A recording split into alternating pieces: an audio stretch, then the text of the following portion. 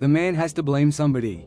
Picture this: a 67-year-old former Olympian stops during a bike ride, reaches down to touch a piece of liner already peeling off the Lincoln Memorial reflecting pool, and suddenly finds himself at the center of a national controversy. Meanwhile, the headlines are flying, the accusations are flying, and America's newest villain apparently isn't a foreign hacker, a billionaire, or a deep state mastermind. It's a retired canoeist. Because when something goes wrong, somebody's got to wear Trump's blame jersey. And if you've followed politics for the last decade, you've seen this movie before. David Hearn says he was riding 52 miles on his bicycle when he stopped to look at the recently renovated reflecting pool. According to Hearn, he noticed part of the blue liner already detached and flapping beneath the water. Curious, he reached down and touched it.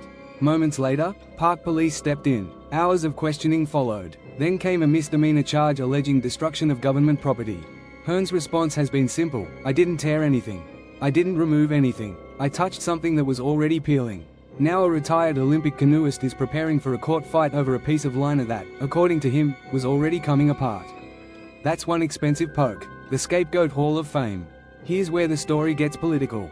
President Donald Trump publicly blamed vandalism for the reflecting pool problems and said arrests were being made. Whether Hearn is ultimately guilty or innocent is for the courts to decide. But critics immediately notice something familiar. When trouble appears, Trump often points to a culprit before investigators finish sorting everything out.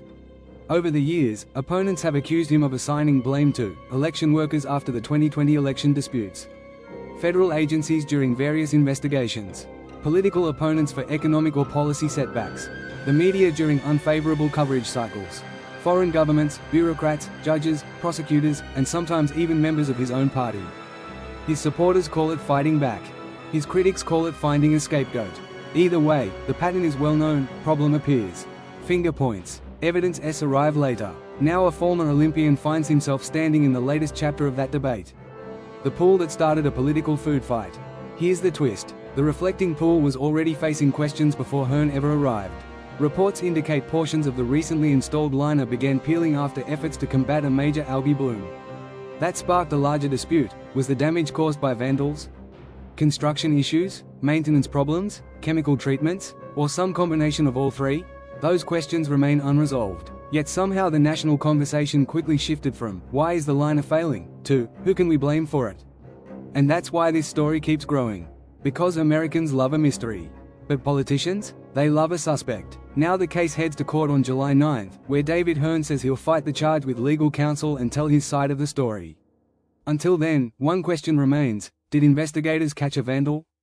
Or did they catch a guy who touched a problem that was already there? Comment below, SCAPEGOAT, if you think the blame game started before the facts arrived. And don't forget to subscribe, share, and comment below for more political evidence, contradictions, and headline chaos.